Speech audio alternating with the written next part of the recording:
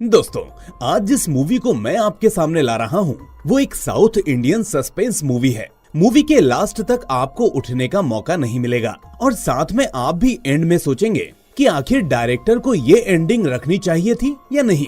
अब एंडिंग के बारे में तो मैं आपसे लास्ट में ही पूछूंगा, लेकिन उससे पहले शुरू करेंगे इस शानदार मलयालम सस्पेंस थ्रिलर मूवी को जिसका नाम है वाशी। मूवी की शुरुआत होती है अविन नाम के लड़के से, जो अपने परिवार से अलग पहचान बनाने के लिए एक लॉयर बना है। अब छोटे मोटे केसेस लड़कर वो अपना एक्सपीरियंस गेन करता रहता है, इसलिए उसके पास अपना कोई ऑफिस नहीं होता। इस चीज में सतीश नाम का एक लॉयर जो उसका फ्रेंड भी होता है वो उसकी मदद करता है। सतीश खुद भी एक जाना माना लॉयर होता है। इसके बाद हम देखते हैं माधवी को, जो एक बहुत बड़े लॉयर के पास असिस्टेंट का काम करती रहती है। माधवी एक बड़ी वकील बनना चाहती है, लेकिन अभी वो अपने वकील के क्लाइंट्स का पेपर वर्क करती रहती है। अब अविन और माधवी एक ही पेशा होने की वजह से एक दूसरे से बात भी करते रहते हैं और अविन माधवी को पसंद भी करने लगता है। खैर, अब हम अविन को डिनर करते हुए देखते हैं, जहां आज उसके जीजा उसके घर आए होते हैं। बातों ही बातों में वो अविन को बताते हैं कि मैं इलेक्शन से पहले जेकब को फंडिंग कर रहा हूँ, क्योंकि उसके जीतने की उम्मीद सबसे ज्यादा है। अगर वो जीत गया तो मुझे एक और बार के लिए आसानी से लाइसेंस मिल जाएगा।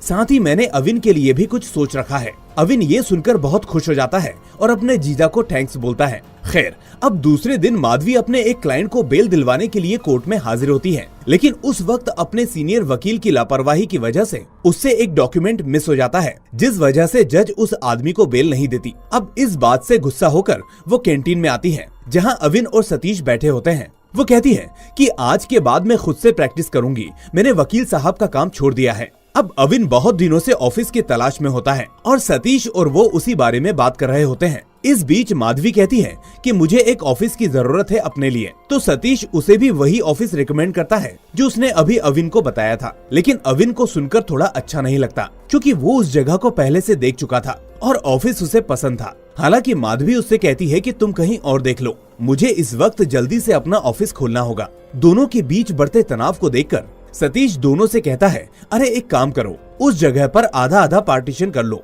और दोनों अपना ऑफिस ओपन कर लो, इससे तुम दोनों का किराया भी आधा आधा हो जाएगा। अब इसके लिए दोनों मान जाते हैं और फिर वो उस जगह पर अपना ऑफिस शुरू कर देते हैं। रोज एक ही ऑफिस में काम करने की वजह से अब दोनों एक दूसरे को पसंद करने लगते हैं। वो कभी कभी आर्ग्यूमेंट्स भी करते हैं, लेकिन वकील आर्ग्यूमेंट नहीं करेगा तो कौन करेगा। खैर, अब यहाँ हमें पता चलता है कि अविन के जीजा जी ने जिस जेकब नाम के मंत्री को फंडिंग किया था वो इलेक्शन में जीत चुका है। अब कुछ दिनों में उसे एक मंत्री का पद भी मिल जाता है, जिसके बाद अविन के जीजा जी अविन को उसके पास लेकर जाते हैं और रास्ते में कहते हैं कि तुम्हारे लिए मैंने एक सरप्राइज प्लान किया है। यहाँ अविन को पता चलता है कि अब अविन को एक पब्लिक प्रोसिक्यूटर बना दिया गया है, यानी सरकार का खुद का वकील। ये सुनकर अविन बहुत खुश होता है और अपने जीजाजी को थैंक्स बोलता है। अपने बेटे की तरक्की को देखकर अब अविन के माता पिता उसे शादी के लिए कहते हैं, तो वो उन्हें माधवी के बारे में बताता है। अब उसके पेरेंट्स माधवी की कास्ट को लेकर थोड़ा परेशान होते हैं, लेकिन अविन उन्हें भरोसा दिलाता है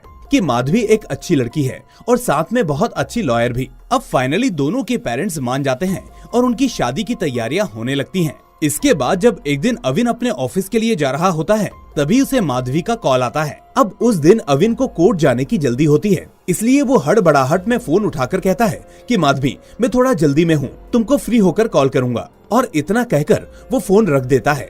इसके बाद अविन कोर्ट में अपने क्लाइंट के केस के लिए पहुँचता है। केस में गौतम नाम का बंदा होता है, जिसके ऊपर इल्जाम होता है कि उसने अनुष्का नाम की लड़की के साथ प्यार का नाटक किया और फिर उसका इस्तेमाल करके उसे धोखा दिया। अब यहाँ पर स्टोरी एक जबरदस्त ट्विस्ट लेती है। असल में अनुष्का का केस मिला होता है अविन को और गौतम का केस मिला होता है माधवी को। माधवी यही बताने के लिए अविन को सुबह कॉल कर रही थी कि वो दोनों आज एक दूसरे के आमने सामने आने वाले हैं, पर अविन ने इस बात पर ध्यान नहीं दिया। खैर, अब माधवी कोर्ट में आती है और जज से कहती है कि अनुष्का ने गौतम के ऊपर झूठा इल्जाम लगाया है, इसलिए प्लीज सर उसे बेल दे दी जाए। तभी अविन कहता है कि सर मुझे थोड़ा वक्त दीजिए, ये एक लड़की की जिंदगी का सवाल है, मैंने इस केस को अभी ठीक से स्टडी नहीं किया, इसलिए प्लीज मुझे थोड़ा टाइम दिया जाए। जज अविन की बात मानकर केस को आगे बढ़ा देता है। अब इसके बाद अविन और माधवी सतीश के पास आते हैं, जहां माधवी उसे बताती है कि मैंने तुम्हें यही बताने के लिए कॉल किया था कि आज हम आमने सामने होंगे। अविन कहता है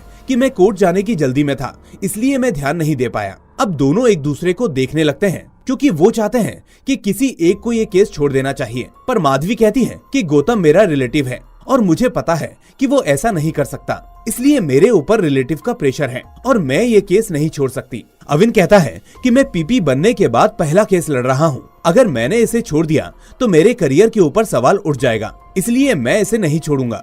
दोनों के बीच ये सब होते देख सतीश कहता है कि तुम दोनों वकील हो तो वकालत करो ना, आपस में क्यों लड़ रहे हो, तुम दोनों अपना अपना केस लड़ो, लेकिन अपनी पर्सनल जिंदगी में इसका कोई डिस्कशन मत करना, ये प्रोफेशनल लाइफ है, इसमें पर्सनल लाइफ को बीच में मत लाओ, इसलिए अपना अपना काम करो। अब अगले दिन अविन अनुष्का के फादर से कहता है कि मुझे इस केस की बारीकी के लिए अनुष्का से मिलना होगा, इसलिए उसका फादर अब अविन को अपने घर बुलाता है। घर जाकर अविन अनुष्का से पूछता है कि उस दिन क्या क्या हुआ, मुझे सच सच बताना और कुछ भी मत छिपाना। अनुष्का कहती है कि मेरी सायरा नाम की एक रूममेट है और गौतम उसका फ्रेंड था। मेरी जॉब के लिए सायरा ने गौतम से बात की और मेरा रेज्यूमे उसे दे दिया। कुछ दिन में मेरी जॉब उसी ऑफिस में लग गई जहां गौतम काम किया करता था और देखते ही देखते गौतम और मैं अच्छे दोस्त बन गए और एक दूसरे से प्यार करने लगे। तभी अविन पूछता है कि क्या कभी गौतम ने तुमसे कहा कि वो तुमसे प्यार करता है? अनुष्का कहती है कि नहीं, उसने कभी डायरेक्टली मुझे ऐसा नहीं कहा, लेकिन मुझे फील होता था कि वो मुझसे प्यार करता है।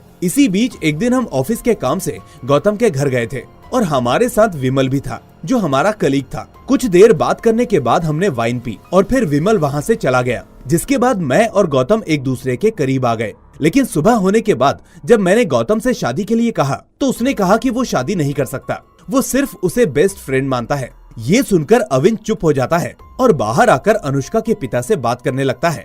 उसके पिता बताते हैं कि उस रात के बाद जब मैंने गौतम को कॉल किया तो उसने शादी से मना कर दिया। मेरी बेटी ने उसके बाद हॉस्टल में खुद की जान लेने की कोशिश की, लेकिन सायरा ने उसे बचा लिया, जिसके बाद मैं अनुष्का को घर ले आया और फिर गौतम पर केस कर दिया। उधर हम देखते हैं कि माधवी भी अब गौतम से बात करने के लिए आई हुई है। गौतम भी उसको यही सब बताता है और लास्ट में कहता है कि उस रात जो कुछ हुआ वो नशे में हुआ, मैं सच में उसे प्यार नहीं करता, हाँ लेकिन फ्रेंड जरूर मानता हूँ।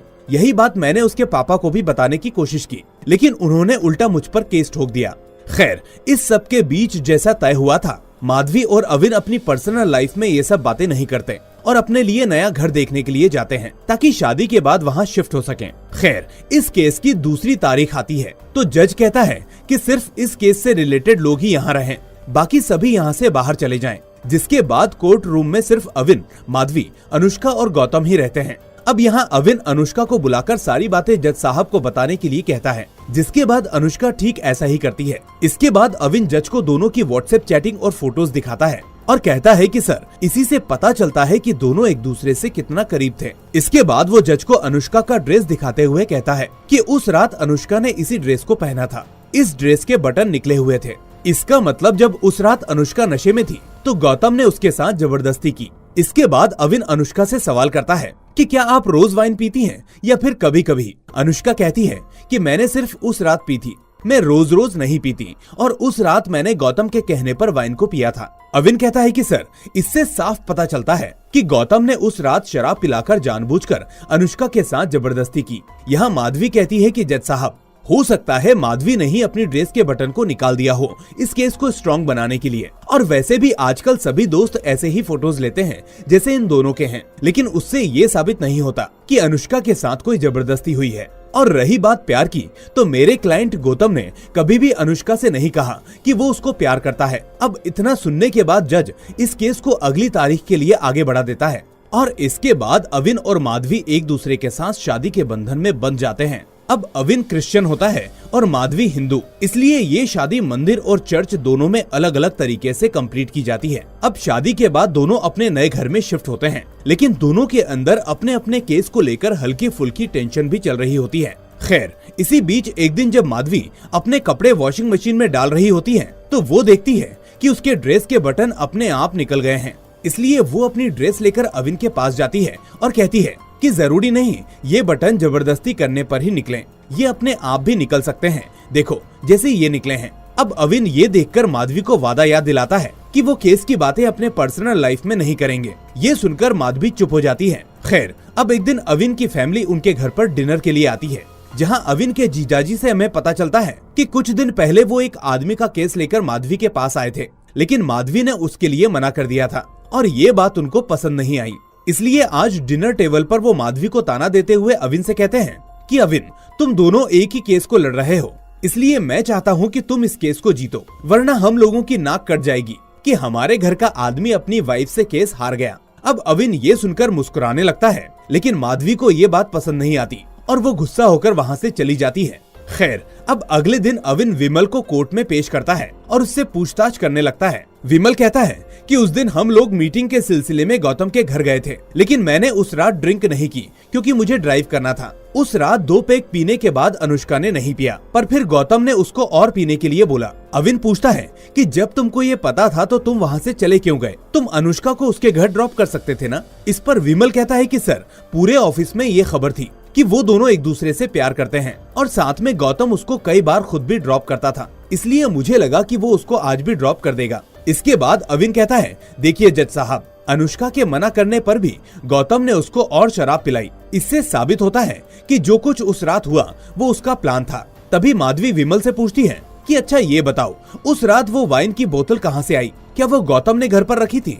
विमल कहता है, नहीं मैडम, वो बोतल रास्ते से अनुष्का ने ही खरीदी थी। माधवी पूछती है कि उसने क्यों खरीदी? क्या गौतम ने उसको फोन करके बोला था? तो विमल बताता है कि मेरे सामने गौतम ने कोई फोन नहीं किया, वो बोतल अनुष्का ने ही अपने आप खरीदी थी। माधवी कहती है कि जज साहब, इससे साबित होता है कि गौतम ने वो बोतल नहीं खरीदी थी। अगर वो उसको खुद लाता तो एक बार में इसको प्लान भी कह सकते थे, लेकिन अब लगता है कि शायद ये सब अनुष्का का किया हुआ है ताकि वो गौतम को अपने जाल में फंसाकर शादी के लिए मजबूर कर सके। जज अब इस मामले में और ज्यादा कंफ्यूज हो जाता है कि आप दोनों की दलीलें सही हैं, लेकिन अभी दोनों पक्ष मुझे एक जैसे दिख रहे हैं, इसलिए आप ठोस सबूत के साथ आइए, मैं अगली तारीख दे रहा हूँ। खैर, उस दिन कोर्ट में हुई आपसी नोकझोंक को देखकर सतीश समझ जाता है कि अविन और माधवी इस केस के चक्कर में अपनी पर्सनल लाइफ को हर्ट कर रहे हैं, इसलिए वो इस मामले को सुलझाने के लिए उन दोनों को अपने घर पर डिनर पर बुलाता है। इस बीच बातों ही बातों में माधवी अविन के जीजाजी के बारे में बताने लगी कि एक दिन वो एक केस मेरे सामने लाए, लेकिन सारे सबूत उनके खिलाफ थे। वो आदमी दोषी था, इसलिए मैंने वो केस लेने से मना कर दिया। अविन को ये बात पसंद नहीं आती और वो सतीश के सामने ही फिर से गौतम और अनुष्का के केस की बातें करने लगता है। माधवी कहती है कि हम सभी जानते हैं कि एक आदमी इस तरह के केस में आसानी से फंसाया जा सकता है और मुझे लगता है गौतम के साथ यही हो रहा है। मैं उसको अपने बचपन से जानती हूँ, वो ऐसा नहीं कर सकता, इसलिए मैं उसको इंसाफ दिलवाऊंगी। इस बात पर अविन और माधवी के बीच एक बार फिर से टकराव हो जाता है और सतीश का प्लान फेल हो जाता है। उस रात जब दोनों वापस आते हैं तो एक दूसरे से बात तक नहीं करते और मन ही मन सोचते हैं कि अब ये केस उनके ऊपर आ चुका है, उनको इसे जीतना ही पड़ेगा। खैर, अब अगली बार माधवी गौतम के घर में काम करने वाली मेड को पेश करती है। वो कहती है कि सुबह मैं जब गौतम के घर पर आई तो गौतम और अनुष्का एक दूसरे के साथ हंसकर बात कर रहे थे। माधवी पूछती है कि क्या उस वक्त अनुष्का के कपड़े के बटन ठीक थे? तो मेड कहती है कि हाँ, वो एकदम ठीक थे। तभी अविन आकर उससे पूछता है कि जब किसी लड़की का ड्रेस बिगड़ जाता है तो वो नॉर्मली स्कार्फ से उस ड्रेस को कवर करती है, और उस दिन अनुष्का ने ये शॉल पहन रखा था, क्या आपने इस शॉल को देखा था? वो मेड कहती है कि जी सर, देखा था। अविन कहता है कि अगर आपने शॉल को देखा था तो फिर बटन को कैसे देखा आपने कि बटन थे या नहीं? अब ये सुनकर वो मेड थोड़ा हड़बड़ा जाती है और कभी हाँ और कभी ना करने लगती है। इसी चक्कर में वो कबूल करने लगती है कि ये सब उसको माधवी ने बोलने के लिए कहा था कि कोर्ट में तुमको ऐसा ऐसा बोलना है। ये सुनकर अब जज माधवी को डांटने लगता है और उसे वार्न करता है कि अगर आपने फिर से ऐसा कुछ किया तो आपको अपने लाइसेंस से हाथ धोना पड़ेगा। इसके बाद जज उस औरत के स्टेटमेंट को रिकॉर्ड नहीं करता और माधवी को भी सभी के सामने शर्मिंदा होना पड़ता है। अब ये सब देखकर अविन को भी हंसी आ जाती है, जिससे दुखी होकर माधवी अकेले में काफी रोती है और फिर दोनों के बीच दूरियां और ज्यादा बढ़ जाती हैं। अब एक दिन अविन अनुष्का के पापा के पास जाता है और कहता है कि अंकल, मुझे अनुष्का की दोस्त सायरा से मिलना होगा ताकि इस केस को और मजबूत किया जा सके। तभी अनुष्का अविन से पूछती है कि सर, इसमें गौतम को कितने सालों की सजा हो सकती है? अविन कहता है कि इसमें 10 साल, 20 साल या उम्र कैद की सजा हो सकती है। ये सुनकर अनुष्का थोड़ी घबरा जाती है और वो कहती है कि सर, क्या हम इस केस को वापस ले सकते हैं? ये सुनकर अविन के तो होश ही उड़ जाते हैं। वो समझ नहीं पाता कि आखिर अनुष्का ऐसा क्यों बोल रही है। वो कहता है कि नहीं, इस तरह का केस वापस नहीं हो सकता, वरना कोर्ट तुम्हें सजा देगी। लेकिन हुआ क्या? तुम ऐसा क्यों बोल रही हो? अब अनुष्का इस बात का कोई जवाब नहीं देती और रोने लगती है। दूसरी तरफ अब माधवी भी गौतम के पास बात करने आती है। वो कहती है कि मैं सायरा से बात करना चाहती हूँ क्योंकि तुम दोनों की एक वही कॉमन फ्रेंड है, इसलिए मैं उससे बात करके तुम्हारी साइड से गवाही देने को बोलूंगी। ताकि तुम इस केस में निर्दोष साबित हो सको। वो कहता है कि ऐसा नहीं हो सकता क्योंकि सायरा मेरे हक में कभी स्टेटमेंट नहीं देगी। ये सुनकर माधवी शॉक हो जाती है और पूछती है क्यों। गौतम बताता है कि अनुष्का मुझे पसंद करती थी, ये बात मुझे पहले से पता थी। ये बात मुझे सायरा ने ही बताई थी। मैं तो बस उसके साथ टाइम स्पेंड करना चाहता था, लेकिन मुझे नहीं पता था कि बात यहाँ तक बढ़ जाएगी। अब ये सुनकर माधवी का दिमाग ठनक जाता है। वो कहती है कि तुम ऐसा सोच भी कैसे सकते हो? एक लड़की के ऊपर इस चीज का क्या असर पड़ेगा ये तुमने नहीं सोचा। और उससे भी बड़ी गलती तुमने ये की कि तुमने मुझसे अभी तक ये बात छिपाई। अब तुम्हें सिर्फ सायरा की गवाही ही बचा सकती है, इसलिए उसके हाथ पैर जोड़ो और उसे मनाओ। लेकिन दूसरे दिन अविन पहले ही सायरा के पास पहुंच जाता है और उसे पट्टी पढ़ाता है कि उसे कोर्ट में क्या और कैसे बोलना है। वो कहता है कि केस इस तरह से चलना चाहिए कि सारा इल्जाम गौतम के ऊपर ही आ जाए। खैर, अब अगले दिन कोर्ट की सुनवाई शुरू होती है, जहां सायरा जज साहब को बताती है कि उस दिन अनुष्का अपने हॉस्टल में आने के बाद खुद को खत्म करने वाली थी, लेकिन लास्ट टाइम पर मैंने उसको देख लिया और ऐसा करने से रोक लिया। जब मैंने उससे पूछा कि क्या हुआ तो उसने मुझे सब कुछ बताया। यहाँ अविन उससे पूछता है कि अनुष्का गौतम से प्यार करती है, क्या ये बात गौतम को पहले से पता थी? ये बात सुनकर सायरा अपनी बात से मुकर जाती है। वो कहती है कि नहीं, मुझे ये नहीं पता। यहाँ सायरा का स्टेटमेंट चेंज होने की वजह से अविन शॉक हो जाता है कि आखिर वो ऐसा क्यों बोल रही है। खैर, अब सुनवाई के बीच जज फाइनली गौतम को बुलाता है और उससे पूछता है कि क्या तुम अनुष्का से प्यार करते हो? गौतम कहता है कि नहीं सर, मैं उससे प्यार नहीं करता। जज पूछता है कि क्या तुम्हें पता था कि वो तुमसे प्यार करती है? गौतम कहता है कि नहीं सर, मैं तो उसे अपने फ्रेंड की तरह ही देख रहा था। मुझे नहीं पता था कि उसके मन में मेरे लिए क्या चल रहा था, और उस रात जो कुछ भी हुआ था वो नशे की वजह से हुआ, उसमें सिर्फ मेरा दोष नहीं था। फाइनल स्टेटमेंट में अविन जज साहब से कहता है कि सर, अब फैसला आपके हाथ में है। अगर आज ये लड़का छूट गया तो बाद में पता नहीं कितने लड़के इस तरह लड़कियों के साथ करीब आकर उनकी जिंदगी बर्बाद करके चले जाएंगे। माधवी भी अपना पक्ष रखते हुए कहती है कि सर, फैसला करने से पहले आप ये ना भूलें कि आदमियों को इस तरह के केस में फंसाना कितना आसान होता है। अगर सबूत उनका साथ ना दें तो वो वैसे भी दोषी बना दिए जाते हैं। अगर आज गौतम हार गया तो अनुष्का की तरह कोई भी लड़की अपने फायदे के लिए लड़कों का इस्तेमाल करेगी और फिर उस पर केस कर देगी। उस रात गौतम ने शराब पी और अनुष्का ने भी। दोनों ने जो किया वो नशे में किया, ये बात दोनों कह रहे हैं, तो फिर इसमें गौतम का अकेले का क्या दोष है? प्लीज इस बात को ध्यान में रखा जाए। अब ये सुनने के बाद जज फैसला सुनाने की एक डेट देता है और उस रात अविन अनुष्का से मिलने के लिए उसके घर जाता है, क्योंकि वो शॉक्ड था कि आखिर सायरा ने लास्ट टाइम पर अपना स्टेटमेंट क्यों बदला। वो अनुष्का से कहता है कि जब सायरा ने गौतम के पक्ष में बयान दिया तो तुम्हारे फेस पर भी रिलैक्सेशन था, तो क्या तुम मुझे बताओगी कि ये सब क्यों था? अनुष्का कहती है कि मैं गौतम से प्यार करती हूँ। अगर मैं केस जीत गई तो वो सजा काटेगा, और अगर वो जीत गया तो भी मुझसे दूर ही रहेगा। इसमें मेरा क्या फायदा है? इसलिए मैं चाहती हूँ कि इससे अच्छा कि उसको कोई सजा ना मिले। माधवी मैडम ने ठीक कहा कि उस रात जो कुछ भी हुआ वो दोनों ने किया, किसी एक ने नहीं। इसलिए मैंने ही कल सायरा को गौतम के हक में गवाही देने के लिए बोला था। ये सुनकर अविन को एहसास होता है कि ये केस असल में एक तरफा था ही नहीं। माधवी भी अपनी जगह ठीक थी, इसलिए वो उस रात घर आकर माधवी से कहता है कि मुझे माफ कर दो। उस केस की वजह से मैंने इस चीज को काफी पर्सनल ले लिया। हम दोनों एक दूसरे से प्यार करते हैं और हम में से किसी एक को हारना भी होगा, ये भी सच है। तो फिर हम अपने काम की वजह से खुद से क्यों दूर हैं? माधवी को भी अपने ईगो पर गुस्सा आता है कि वो ना चाहते हुए भी अविन से दूर रही। इसके बाद दोनों एक दूसरे को माफ कर देते हैं और फिर से एक हो जाते हैं। अब आखिरकार फैसले का दिन आता है। जज कहता है कि इस केस में ये बात प्रूव नहीं हुई कि गौतम और अनुष्का एक दूसरे से प्यार करते हैं। हालांकि गौतम ने अनुष्का को कभी प्रपोज नहीं किया, लेकिन उस रात जो हुआ उसका दोष अनुष्का को देना भी ठीक नहीं, क्योंकि अनुष्का ड्रिंक की हैबिचुअल नहीं थी और गौतम के कहने पर ही उसने ज्यादा ड्रिंक की। इसलिए ये साफ हो जाता है कि गौतम उस वक्त अनुष्का के मुकाबले ज्यादा होश में था और उस चीज को रोक सकता था। हालांकि अनुष्का उस चीज के लिए राजी थी या उसके साथ ये सब बेहोशी में हुआ, ये चीज क्लियर नहीं है कि गौतम उस वक्त होश में था। इसलिए ये अदालत गौतम को 10 साल की कैद की सजा सुनाती है।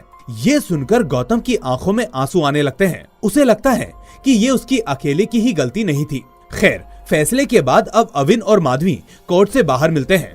अविन कहता है कि क्या तुम्हें इस केस को हारने का दुख है? तो माधवी कहती है कि नहीं, मुझे दुख नहीं है, ये तो काम का एक हिस्सा है। अविन पूछता है कि फिर अब तुम क्या करोगी? माधवी कहती है कि मैं इस केस को आसानी से नहीं छोड़ूंगी और इसे हाई कोर्ट में लेकर जाऊंगी। और इसी के साथ ये मूवी इस हिंट के साथ खत्म होती है कि इसका अगला पार्ट भी आ सकता है। तो दोस्तों, आपको ये सस्पेंस मूवी कैसी लगी मुझे कमेंट करके जरूर बताएं। साथ ही इस वीडियो को लाइक और अपने दोस्तों के साथ शेयर जरूर कर दें। अगर आप नए हैं तो चैनल को सब्सक्राइब करके नोटिफिकेशन बेल को भी दबा दें। अब मैं मिलूंगा आपसे अगली ऐसी ही शानदार मूवी के साथ। Till then take care and thanks for watching.